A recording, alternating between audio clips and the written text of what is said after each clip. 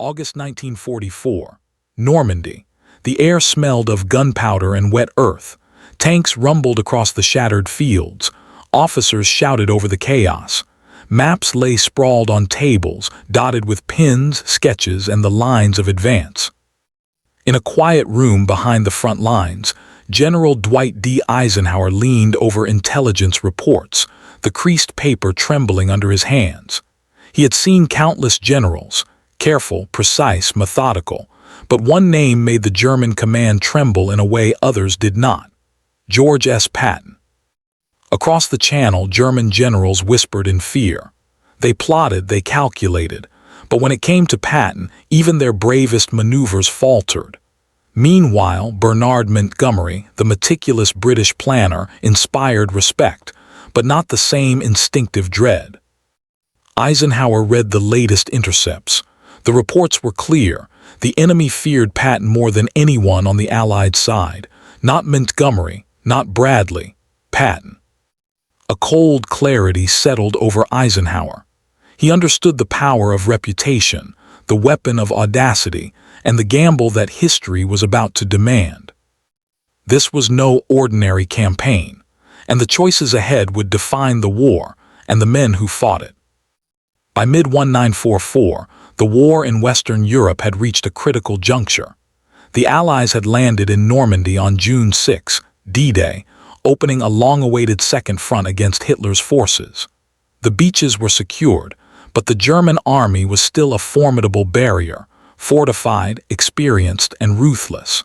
Every decision mattered, and every general's reputation carried weight far beyond the battlefield. On the American side, General Dwight D. Eisenhower held supreme command over the Allied Expeditionary Force. His responsibility was immense, coordinating British, American, and Canadian forces, balancing political pressures, and ensuring that every advance, every operation, worked in unison. Beneath him were his top commanders, most notably General Omar Bradley, cautious but dependable, and the mercurial George S. Patton, whose aggressive tactics and relentless drive were both admired and feared. Across the Channel, the British contributed with Bernard Montgomery, a meticulous strategist whose planning often prioritized method over speed, caution over boldness. The German High Command faced its own dilemmas. Field Marshal Gerd von Rundstedt and Generalfeldmarschall Gunther von Kluge surveyed the devastation of Normandy with increasing alarm. They had weathered decades of conflict, but intelligence reports now indicated something unusual. The Americans were not just advancing, they were unpredictable. And in their eyes, Patton was a storm, an officer whose reputation alone forced errors, hesitations, and retreats. Montgomery, methodical and precise, demanded respect, but lacked the visceral impact that Patton's audacity inflicted. In the weeks following D-Day, the Allies pushed inland. Supply lines strained, tanks crept through hedgerows, and every engagement tested the nerve of both men and machines. Eisenhower observed it all, aware that while strategies could be drawn on paper, war was won in perception as much as in firepower. The Germans' growing fear of Patton would not remain an abstract idea for long. It was about to shape decisions at the highest level. By late July 1944, the Allies were pushing toward the heart of France. The breakout from Normandy, the famous Operation Cobra, was underway. American forces moved with speed and determination, exploiting weaknesses in the German lines. Patton's Third Army, though still formally forming its strength, was preparing to sweep through Brittany and the Loire Valley, a force of tanks, artillery, and infantry poised for lightning strikes. Every maneuver reflected Patton's philosophy: audacity over caution, speed over deliberation, shock over attrition.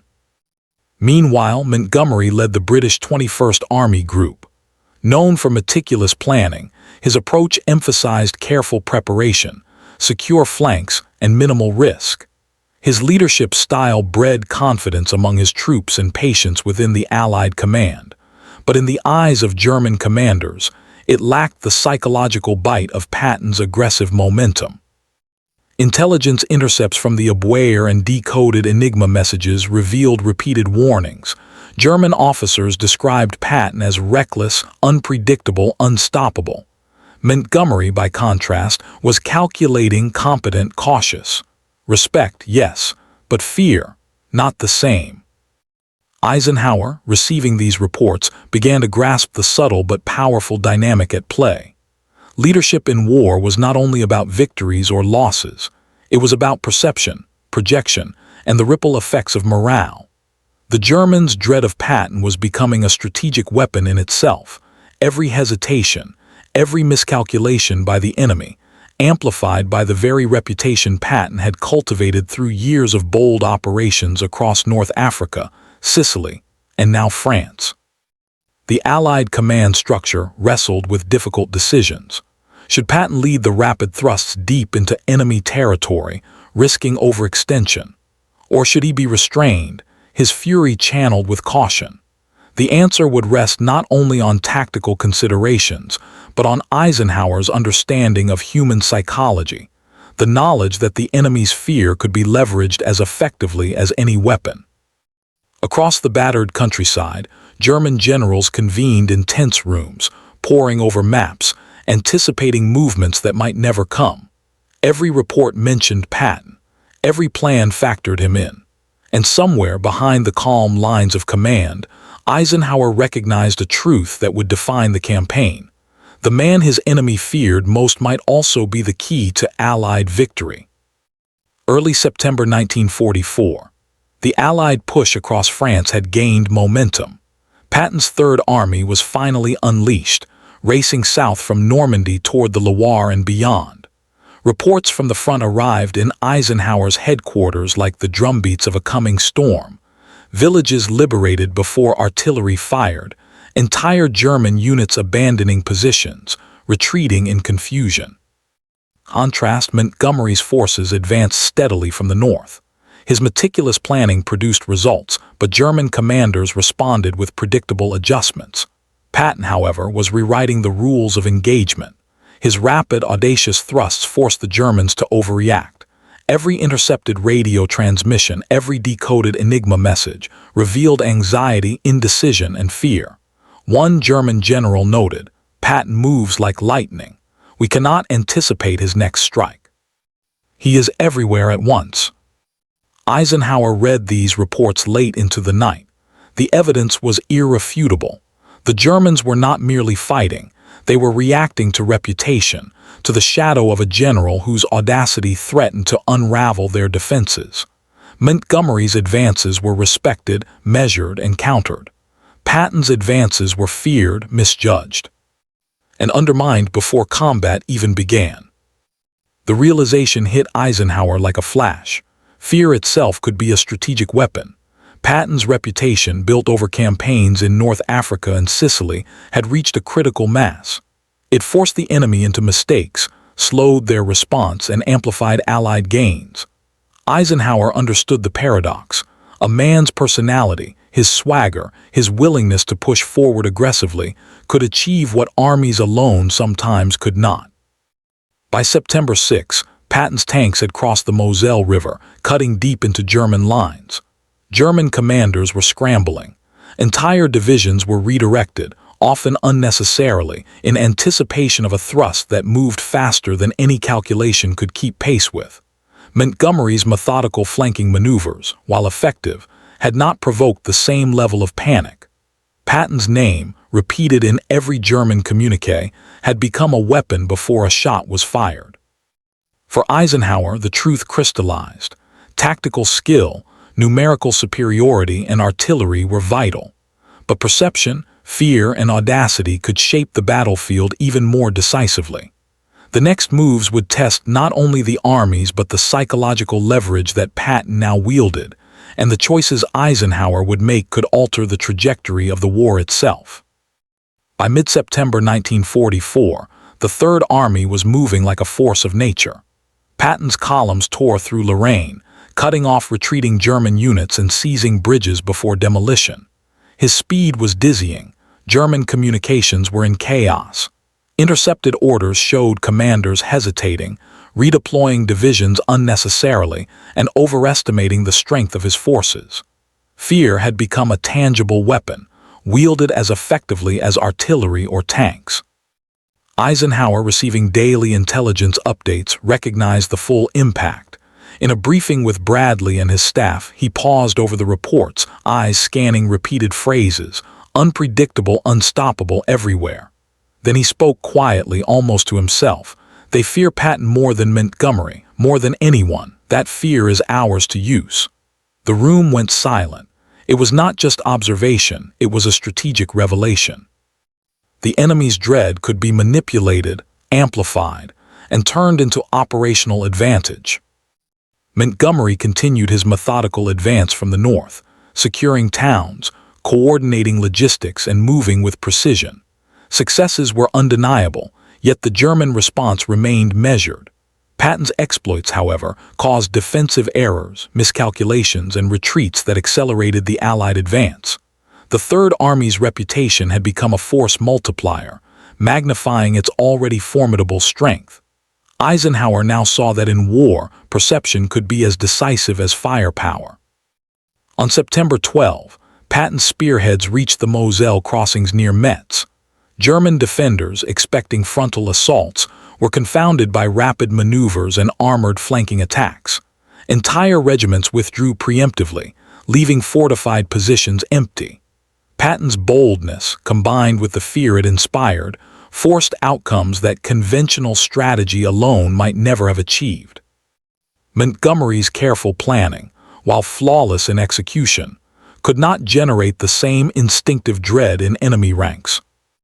By the end of that week, the contrast was clear to all in Allied command.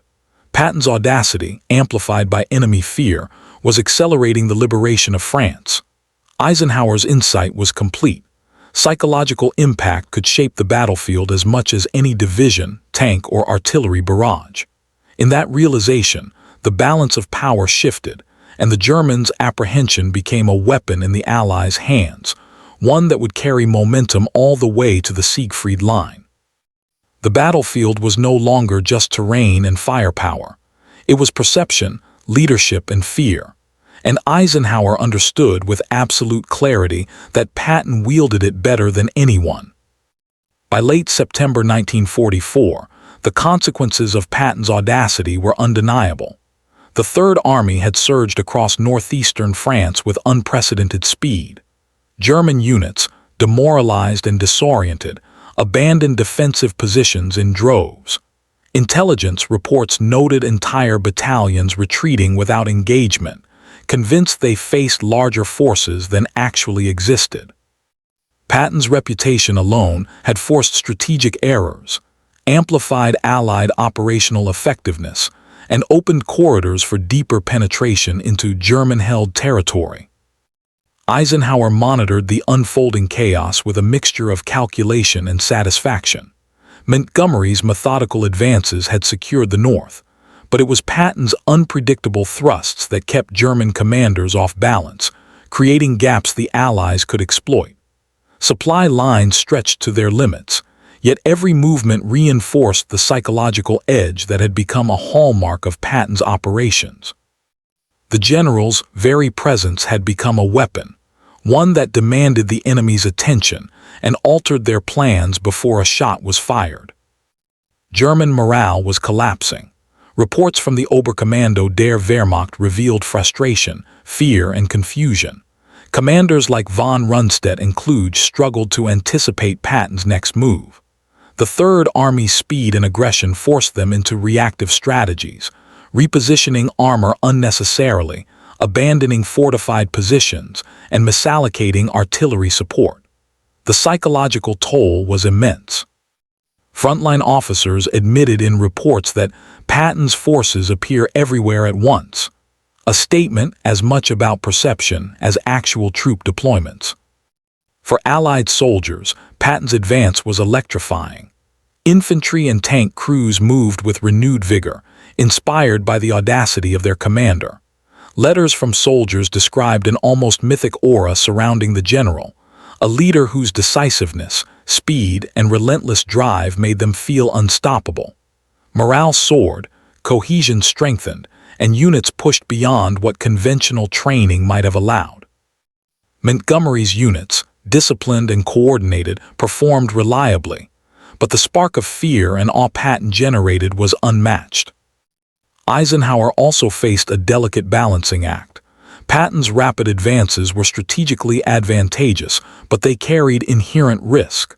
Overextension, supply strain, and potential political friction within the Allied command had to be managed carefully. Nevertheless, the benefits outweighed the dangers. The Germans' fear was not only a tactical asset, it had become a strategic multiplier. Every error induced by apprehension accelerated the liberation of occupied territories and reduced Allied casualties compared to a strictly methodical advance. By early October, the Third Army had reached the Moselle River in full force, while Montgomery's forces secured the northern flank. Both commanders achieved objectives. Yet the qualitative difference was stark. Patton's presence caused enemy collapse. Montgomery's operations produced steady progress. Eisenhower's insight into psychological leverage, the enemy's fear, was validated repeatedly on the ground. In these weeks, the campaign revealed a profound truth about modern warfare. The mind could be as decisive as materiel, perception as lethal as firepower. Eisenhower had recognized it, and in his reports, he began to consider how this advantage could be applied in the final phases of the European campaign. The Third Army's momentum was unstoppable, and the Germans' dread had become one of the most effective weapons in Allied hands. Politically, the results were equally significant. Allied leadership had occasionally questioned Patton's temperament and the risks of his impetuous style.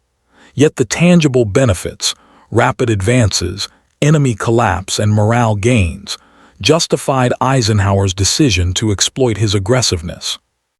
Montgomery's methodical style remained invaluable, especially for securing logistics and preparing for cross-border operations into Germany, but the disparity in enemy reaction underscored the tactical and psychological edge Patton commanded.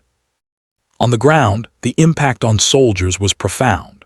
Third Army units moved with confidence bordering on exhilaration, inspired by the speed and decisiveness of their commander. They saw firsthand how a single general's reputation could compel enemy forces to falter, opening opportunities that traditional combat might not have delivered. Montgomery's forces, while competent and disciplined, did not evoke the same instinctive dread among their adversaries. By October's end, the pattern was unmistakable. German defenses in eastern France had crumbled not solely because of firepower or planning, but because of the perception of an unstoppable force in Patton's Third Army. Eisenhower's realization had been vindicated. Leadership, personality, and psychological leverage were as critical to modern warfare as artillery, tanks, or numbers. In operational reports, he emphasized the lesson repeatedly. Fear, when understood and directed, could become a decisive tool, shaping the course of campaigns and shortening the path to victory. The Third Army's advance, bolstered by enemy trepidation, left a lasting mark on the Allied campaign. Patton's reputation was no longer anecdotal, it was strategic fact. Eisenhower had recognized it, the Germans had succumbed to it, and history would remember it as a turning point in how leadership and perception could alter the battlefield before a single shot even rang out. Eisenhower had learned a lesson few generals fully grasp. War is fought not only with tanks, guns, and numbers, but with fear, reputation, and audacity. Patton's name alone reshaped decisions, slowed enemy reactions, and opened paths for victory. It was leadership turned into a weapon, direct, unstoppable, undeniable. In the fields of France, Allied soldiers surged forward, inspired by a general who refused hesitation. German commanders faltered, misjudged, and retreated, not always because of firepower, but because the specter of Patton haunted their plans. Montgomery moved with precision, Bradley with caution, but it was Patton who forced the enemy to bend, to break, to make mistakes before battle even began. Eisenhower understood it fully. The war was larger than tactics. It was human psychology in motion. Perception could be a weapon. Boldness could decide outcomes faster than artillery. And in that realization, the United States showed its edge, not just in numbers or machinery, but in leadership that dared, that inspired, and that struck fear into the enemy's heart. Patton's advance became more than a campaign. It was proof that courage, audacity, and unrelenting drive could shape history. The Third Army raced forward, leaving a trail of liberated towns, stunned enemies, and a clear message. In this fight, fear was ours to command, and victory followed those who dared to wield it. In the end, the battlefield was transformed, not by chance, but by the power of one man's relentless will, and the vision of a commander who saw that fear, carefully understood and harnessed, could win the war before a shot was even fired. The lesson was clear. In the crucible of war, America's strength lay not only in its armies, but in its audacity and the men who carried it.